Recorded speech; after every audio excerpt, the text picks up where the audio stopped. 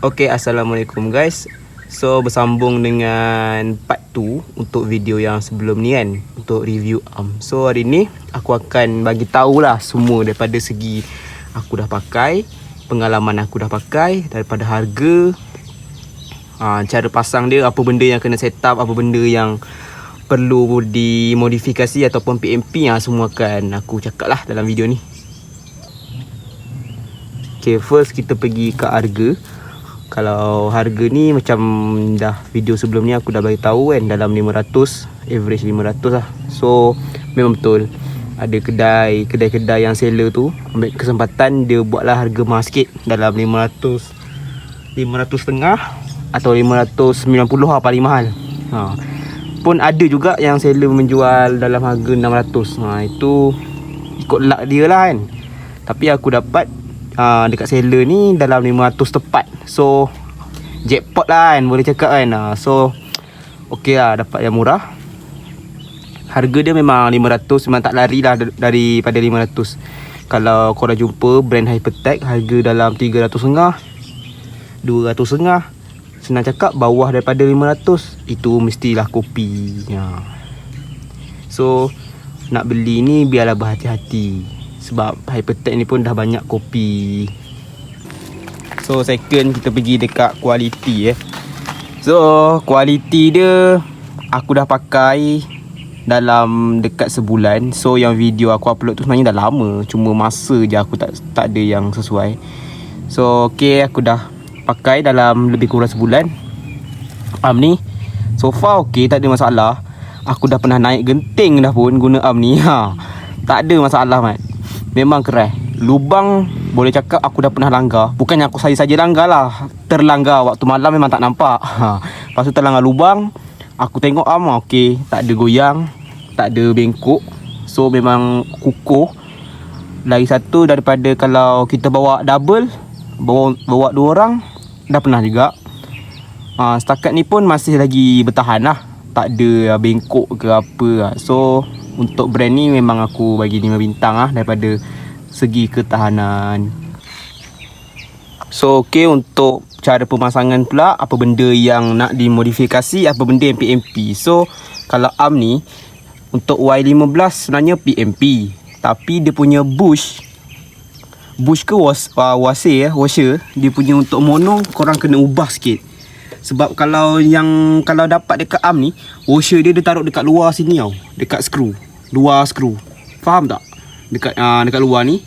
So bila kalau korang tak ubah bush tu, kedudukan kedudukan washer tu, kalau korang tak ubah dekat ke dalam sini, nanti arm ni boleh goyang. So dia ada space sebenarnya, nampak tu? Nampak tak? Sekejap aku zoom. Korang nampak tak ni?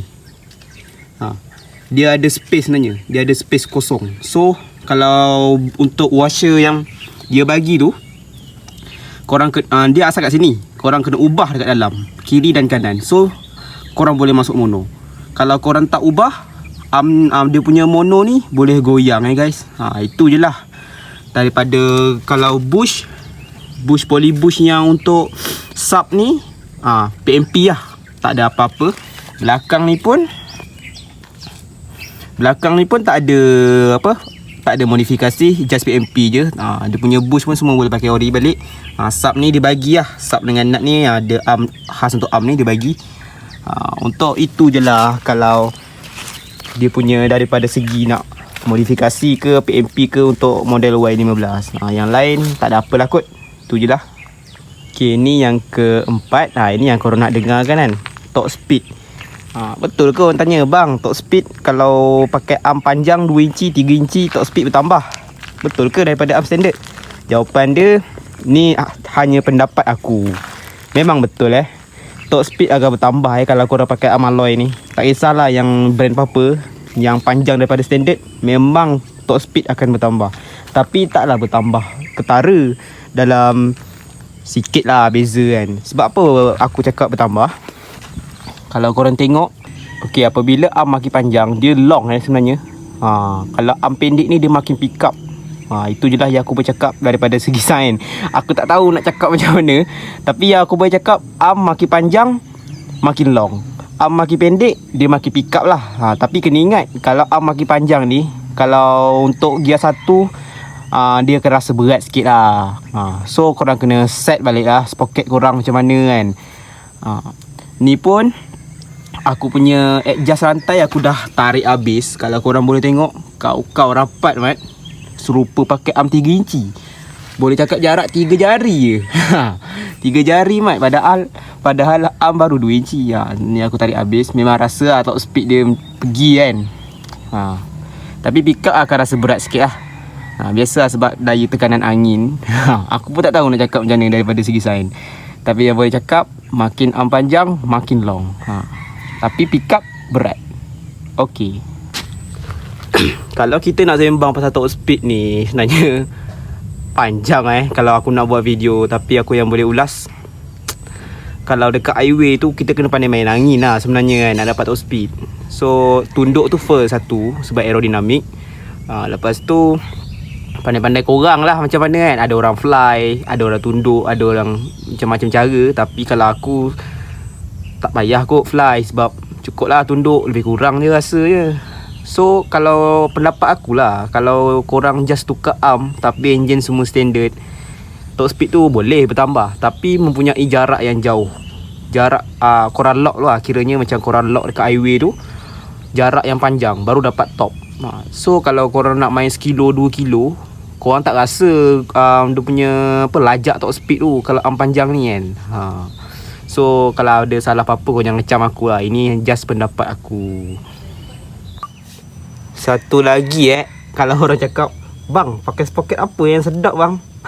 So itu soalan itu yang paling aku tak suka kalau orang tanya kat aku. Benda tu sebenarnya kita tak boleh nak minta resepi sprocket kat orang, sebab benda tu lain orang, lain rasa, lain badan, lain ownernya, lain rasa dia. Macam aku belakang, aku cakap lah malah nak rahsia 3-4. Depan aku tak cakap lah. Itu ratio dia, ratio untuk aku. Kalau orang cakap kau gila apa, motor standard pakai sprocket 3-4 belakang, tak meraung ke? Memang meraung tu tak meraung belakang cerita lah. Itu ratio aku sendiri. Kalau korang nak resepi sprocket, korang jangan tanya orang, korang test, try and error lah, satu persatu. Duit kena keluar sikit lah beli sprocket. Korang kena nak cari sprocket ni, kita tak boleh sebenarnya. Dia ada tips. Tip dia tak boleh tengok nombor dia tak boleh tengok nombor. Kau kena tengok ratio. Macam mana nak tengok ratio? Buka kat Google, type lah ratio sprocket. Korang tengok lah ratio korang dekat Google tu sekarang yang korang pakai berapa. So kalau korang nak lajak daripada motor yang korang dah set sekarang, korang kena turunkan ratio korang. Contoh, ratio korang 3.0, korang nak lajak lagi, korang kena turun lah sprocket. Tengok, turun satu mata, tengok ratio berapa. Depan dengan belakang memang main peranan. Sprocket depan kalau korang usik naik, contoh daripada 14 ke 15, dia tiga mata, ibarat 3 mata turun belakang. Kalau untuk sprocket depan, kalau korang naik. So kalau sprocket belakang korang naik, korang turun, ratio dia akan menurun jugalah. So faham tak apa yang aku cakap? Aku pun tak tahu nak jelaskan macam mana. So kalau bab sprocket ni, itu je lah yang aku boleh cakap kan. Kita kena tengok ratio, jangan tengok nombor. Kena pandai lah baca ratio tu. Untuk masalah brake pad yang sangkut tu kan, dah selesai. Kan yang macam video sebelum aku ni, korang boleh tengok yang tayar belakang ni agak ketat nak berpusing. So sekarang dah tak ada masalah. Laju guys. Dah ringan. Memang betul, aku check brake pad dah haus. So pergi kedai, tukar brake pad baru, settle masalah.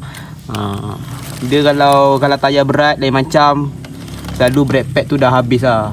Bila dah habis, besi piston tu dia tolak kita punya besi tu, kita punya besi brake pad tu kan, bagi dia rapat. So dia jadi jam lah. Dikira macam brake pad tu jam. So tukar baru, settle masalah. Itu je lah, settle lah masalah. Yang lain okey lah, rantai semua tak ada masalah pun.